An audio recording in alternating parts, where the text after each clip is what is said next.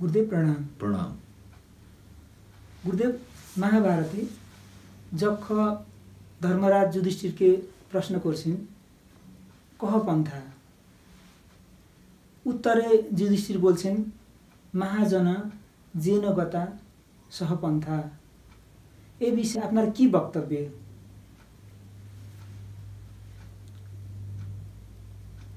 যুধিষ্ঠির ওখানে কেন গিয়েছিল সে গল্পটা তুমি বললে না, যে ওরা ওদের খুব তেষ্টা পেয়েছিল, প্রচণ্ড তেষ্টা পেয়েছিল জলের।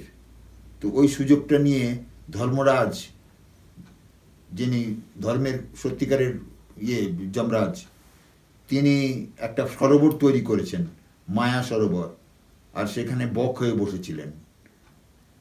তো যখন এক এক করে সব পাণ্ডবরা এলো জল খেতে, তখন উনি বললেন যে এই জল ছুবে না, প্রথমে আমার প্রশ্নগুলোর জবাব দাও, আমার প্রশ্নের উত্তর না দিলে পরে জল ছুতে পারবে না, জল ছুলে পরে তোমাদের মৃত্যু হবে। কিন্তু তারা কথা মানেনি, কারণ পাণ্ডব, ওদেরকে হারাবার কেউ নেই যুদ্ধে, হ্যাঁ, মৃত্যুকে জয় করে রেখেছে ওরা। তো হওয়া সত্ত্বেও ওরা কথা শোনেনি, ওরা জল স্পর্শ করেছে এবং মরে গেছে। সব কটা মৃতদেহ সেখানে পড়েছিল। শেষকালে যুধিষ্ঠির আসেন, দ্রৌপদীর বোধহয় মৃত্যু হয়ে গিয়েছিল, হ্যাঁ, জল খেতে গিয়ে। শেষকালে যুধিষ্ঠির আসেন, তখন যুধিষ্ঠিরকে যক্ষ বলছেন যে এই জল ছুঁয়ে না, প্রথমে আমার প্রশ্নের জবাব দাও।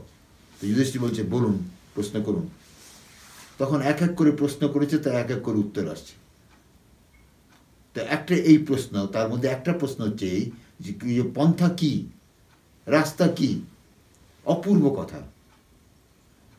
যেমন মানুষ মরে যায় তবু মানুষ ভাবে আমি মরি না, সেটা থেকেও আমার মনে হয় এটা একটা ইম্পর্টেন্ট জিনিস। যেমন লতা জঙ্গলে নিচে নিচে ঘোরে না, লতা গাছের উপর উঠে পড়ে, অর্থাৎ ওকে ওপরে উঠতে সাহায্য করছে গাছগুলো। তেমনি সমাজে, মানুষের জীবনে তথা সমাজে মহাজন বলে কতগুলো লোক রয়েছে, যারা মহাজন, মহৎ ব্যক্তি, সৎ ব্যক্তি, সর্বজন মান্য, এরকম রয়েছে। তাদের চরিত্র কি, সেই জিনিসটাকে লক্ষ্য করতে হবে। তারা কি চরিত্রে তারা এত মহান হয়েছেন, এত জ্ঞানী হয়েছেন, হ্যাঁ, তো সেই জিনিসটাকে অনুসরণ করতে হবে। নাহলে মানুষের রাস্তা কোথায়? মানুষের জন্য রাস্তা কোথায়? মানুষের জন্য তো সামনে রাস্তা কিছু নাই। পয়সা খোঁজে, পয়সা পায়, পয়সা পেয়ে কি করে শেষকালে? হায় হায় করে মরে যায়। নাম পায়, যশ পায়, হায় হায় করে মরে যায়। সেই জন্য মহাজনেরা কি কোন রাস্তায় যেতে তোমাকে বলছে, হ্যাঁ, সেইটাই হচ্ছে পথ। শ্রদ্ধাবান লভতে জ্ঞানম, শ্রদ্ধা যার মধ্যে রয়েছে সেই জ্ঞান প্রাপ্ত করে থাকে, সেই রাস্তা পেয়ে থাকে। সেই জন্য রাস্তা খুঁজতে গেলে পরে শ্রদ্ধা রাখতে হবে, মহাজনের প্রতি শ্রদ্ধা রাখতে হবে। প্রত্যেক সমাজেই কিছু না কিছু মহাজন থাকে, মহাজন না থাকা সমাজ নেই। সব সমাজেই নেই, কোথায় সব সমাজেই কিছু না কিছু মহাজন দেখা যায়। তো সেই মহাজনকে অনুসরণ করতে হবে। That is the duty of every individual. যে ঘরের মধ্যে আমরা যে দেবতাগুলোকে মানি, যে দেবতাদের মানি, তারাও মহাজন, তারাও তো ideal being. Ram ideal being, Krishna ideal being, Patanjali ideal being, যোগ বাশিষ্ঠে যোগ বশিষ্ঠ আইডিয়াল বিইং। তো এইরকমভাবে ideal beings are there for ancient time, from the days of yore.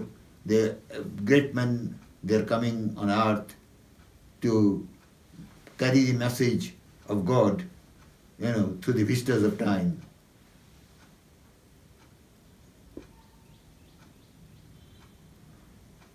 So,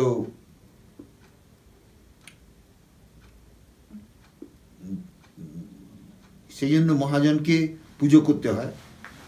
স্কুলে কলেজে মহাজনদের জীবনী পড়াতে হয়, ইতিহাস পড়াতে হয়, এবং সেগুলো জানে থাকলে পরে অনেক সময় জীবনে কাজে লাগে। কষ্টে দুঃখে কষ্টে সেগুলো মানুষকে সাহায্য করে। কিন্তু আমরা দেখছি অ্যাপারেন্টলি মানুষ টাকা উপার্জন করতে সক্ষম হয়ে গেছে আর নাম পেয়েছে, এটাই আমরা ভাবি যে আমরা জীবনে সফল হলাম। সফলতার রেঞ্জ আর বেশি আছে না। এটা হচ্ছে কি, এটা হচ্ছে কীরকম জানো, এটা হচ্ছে সমাজে আদর্শের শিক্ষা হয়নি, সামাজিক আধ্যাত্মিক আদর্শের শিক্ষা সেটা হয়নি। সামাজিক আদর্শ কি? সেবা করো, সমাজকে সেবা করো, যত সমাজকে সেবা করতে পারো তোমার কল্যাণ। গো অন গিভিং, দিতে থাকো, দাও দাও দিয়ে যাও, ফিরে নাহি চাও, যাহা আছে হৃদয়ের সম্বল, দিয়ে যাও। এই দেওয়া হচ্ছে সমাজের আদর্শ। আর আধ্যাত্মিক আদর্শ হচ্ছে কি না, ভগবানকে ভক্তি করো, ভগবানকে চেনো, ভগবানের স্পর্শে আসো, হ্যাঁ, ভগবানের সঙ্গে একত্ব বোধ করো। তো এই যে আদর্শ, একটা উচ্চকোটির আদর্শ ঋষিরা দিয়ে গেছেন, উপনিষদিক ঋষিরা দিয়ে গেছেন, গীতাতে দিয়ে দিচ্ছেন শ্রীকৃষ্ণ, এগুলো তো পড়ানো হয় না। স্কুলে পরে 15 বছর 16 বছর একবারও কৃষ্ণের নাম তো নেয় না ওরা। যে কৃষ্ণকে one of the greatest philosopher বলে বিশ্ব স্বীকার করে নিয়েছে, শঙ্করাচার্যকে গ্রেটেস্ট ফিলসফার বলে স্বীকার করে নিয়েছে, সেই বালক শঙ্করাচার্য এত গম্ভীর জ্ঞান দিয়ে গেছে, সে বিষয়ে আমাদের বালকদের কোনো জ্ঞান নেই, কোনো আইডিয়াই নেই। বিস্ময়কর ব্যাপার, অতি দুঃখের ব্যাপার। ন্যাচুরালি ওরা দেখছে পয়সা, অর্থ পেলে সব কিছু পাওয়া যাচ্ছে, মানি ওপেন্স এভরি অ্যাভিনিউ, ওরা মনে করে, but it does not open, actually it blocks. তাহলে গুরুদেব, যদি ছোটবেলা থেকে আমরা বাচ্চাদেরকে ধর্ম শিক্ষা দিতে পারি, সেই ব্যবস্থা এখানে মাতা পিতার একটা স্যাক্রিফাইসও থাকতে হবে, মাতা পিতার একটা স্যাক্রিফাইসও থাকতে হবে। মাতা পিতাই যদি বাচ্চাটাকে বৈষয়িক বানিয়ে দেয়, বিদেশে পাঠাও, পয়সা অর্জন করে নিয়ে আসো, চুরি করো, ডাকাতি করো, কোনো আপত্তি নেই, পয়সা নিয়ে এসো, সেখানে গন্ডগোল হয়ে যায়। মাতা পিতাকেও স্যাক্রিফাইস করতে হবে যে বাবু, হ্যাঁ, পয়সা সব কিছু নয়, আধ্যাত্ম সব কিছু, ঈশ্বর ভক্তি সব কিছু। রোজ সকালবেলা উঠে ঈশ্বরকে প্রণাম করো, হ্যাঁ, মন্ত্র পাঠ করো, এগুলো যদি খুব যত্নের সঙ্গে প্রেমের সঙ্গে শেখানো যায়, যেমন মাদালসা তার সন্তানদের শিখিয়েছিল, শুদ্ধ অসি, বুদ্ধ অসি, নিরঞ্জন অসি। ক্যাডেল চালাতে চালাতে উনি শুদ্ধ অসি, বুদ্ধ অসি, নিরঞ্জন অসি বারবার বলতেন, বলতে বলতে ছেলেগুলো সব জঙ্গলে চলে যেত তপস্যা করতে। 8টা ছেলে হয়েছিল, 8টাই ছেলে জঙ্গলে চলে। না, এই হচ্ছে মা বাবার আসল ভয় করতে, হয়তো চলে যাবে জঙ্গলে, ভিক্ষুক হয়, সন্ন্যাসী হয়, তাতে কি লোকসান? যদি সহি ভিক্ষু হয়, সহি সন্ন্যাসী হয়, তাদের লোকসানটা কি আছে? বাবা মার লোকসান কি আছে? বাবা মাকে ওই ছেলের উপরে ইনকামে ভর করে বসে থাকতে হবে এমন তো কথা নেই। বাবা তার পয়সা আছে, তার কড়ি আছে, তার ইয়ে আছে। যেমন সত্যকামের মা যাবে না, পাঠিয়ে দিয়েছে, যাও, যা বল সত্যকাম, যে যাও তুমি গুরুর গৃহে চলে যাও, গুরু যা বলেন তাই করো। গুরু ওকে 16 বছরের জন্য পাঠিয়ে দিল জঙ্গলে। 16 years he was in the jungle and then came back enlightened.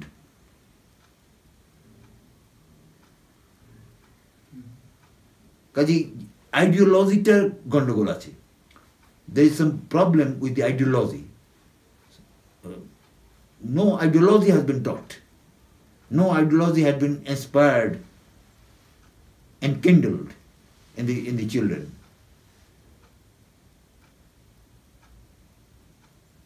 They are not becoming true human being. এরা সত্যিকারের মানুষ হচ্ছে না। এর কারণ হচ্ছে যে মানুষের আদর্শ নেয়নি, তো মনুষ্যত্বের আদর্শকে গ্রহণ করে না। অর্থ কি? অর্থ তো কিছুই না। Money will not pay, not name, not fame, not even learning. Vivekananda বলছেন অর্থ কি জিনিস? সত্যিকার আদর্শ তো মনুষ্যত্বের আদর্শ। সেটার জন্যই you have to tune yourself. You must go on tuning whatever may be the obstacles come. যাই বাধা বিঘ্ন আসুক না কেন, হ্যাঁ, নিজেকে মনুষ্যত্বের সঙ্গে টিউনিং করতে হবে। কারণ মনুষ্যত্ব থেকেই দেবত্ব, দিব্যত্ব আসে। দিব্যত্বে এলে পরে মানুষ পরম শান্তি প্রাপ্ত করে। তো আমরা ভালো করে ধর্ম শিক্ষা দিতে পারি তাহলে স এত প্রমাণ কুরুতে লোকস্তাৎ অনুবর্ততে, লোকস্থ সহজত প্রমাণম কুরুতে লোকস্থ অনুবর্ততে, সম্ভব হবে। হ্যাঁ, কাজে পিতা মাতাকে কিছু স্যাক্রিফাইস করতে হবে, পিতা মাতাকে লোভ ত্যাগ করতে হবে, আসক্তি ত্যাগ করতে হবে। এই আসক্তি থেকে পিতা মাতা অনেক কষ্ট পায়, ভালোও হয় না, কিছু ভালো হয় না। ইন্সপায়ার করে যদি বাচ্চাদের খুব ভালো আধ্যাত্মিক তৈরি করা যায়, হ্যাঁ, যোগ ধ্যান প্রাণায়াম আসন এসব কিছু শিক্ষা দেওয়া যায়, তাতে তো ক্রিয়াযোগ তো বিরাট ব্যাপার। ক্রিয়াযোগ তো খুব ভালো, রোজ একটুখানি গীতা পড়লো, ভগবদ গীতা কিঞ্চিদ অধীতা, গঙ্গা জল লব কণিকা পিতা, সকৃত বীণ মুরারি সমর্চা, ক্রিয়তে না তো যমেনপি চর্চা। এই যমরাজও চর্চা করে না এরকম লোকের, যে কৃষ্ণের চর্চা করে, অর্থাৎ কৃষ্ণের আদর্শকে ফলো করে, আর গঙ্গা জল একটুখানি খায় আর গীতা পাঠ করে। গীতা পাঠ প্রয়োজন, ভগবদ গীতা কিঞ্চিদ অধীতা। গীতা পড়াটা একটা ইম্পর্টেন্ট জিনিস আমি মনে করি। আমাদের স্কুল কলেজে গীতার চর্চা গভীরভাবে হওয়া উচিত, কারণ গীতা বিশ্বের মান পাচ্ছে, সম্মান পাচ্ছে।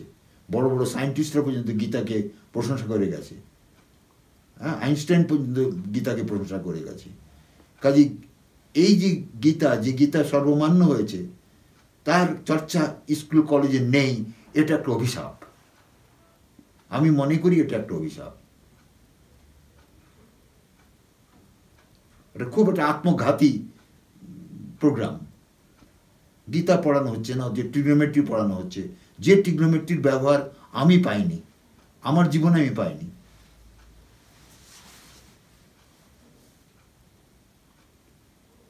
গীতাটা কি না, গীতাতে জীবনকে রক্ষা করে, সুরক্ষা দেয়, জীবনকে মার্গ দেয়, রাস্তা দেয়, সেই হচ্ছে গীতা। সামাজিক শৃঙ্খলতাটা বজায় থাকে, সামাজিক শৃঙ্খলতা বজায় থাকবে। ব্যক্তি ভালো হলে পরে সমাজ ভালো হয়েই যাবে, ব্যক্তি ভালো হলে পরে তো সমাজ ভালো হয়ে যাবে অটোমেটিক্যালি। সমাজ তো ব্যক্তিকে নিয়ে তৈরি, ব্যক্তির সমন্বয়ই সমাজ। কাজে ব্যক্তিগুলো যদি সংখ্যা বাড়ে, আমি বলি না যে 100% ব্যক্তি সব ভালো হয়ে যাবে, মনুষ্যত্ব প্রাপ্ত করবে, তা নয়, কিন্তু পার্সেন্টেজ তো থাকবে, একটা পার্সেন্টেজও থাকতে হবে। 60% লোক যদি সমাজে সুন্দর স্বাস্থ্য, মানসিকতা, সুন্দর জ্ঞান নিয়ে থাকে, তাহলে তো সমাজ তো কন্ট্রোল এমনিতে হয়ে যাবে। সমাজে এই যে কারাপশানগুলো, এই যে অন্যায় অত্যাচার, কারাপশান, বলাৎকার, নানা রকমের ব্যভিচার, এগুলো থাকবে না, এগুলো আস্তে আস্তে চলে যাবে, এগুলো সব ভ্যানিশড হয়ে যাবে রোগের মতো। রোগকে যেমন ওষুধ ভ্যানিশ করে দেয়, তেমন ভ্যানিশ হয়ে যাবে। ধন্যবাদ গুরুদেব।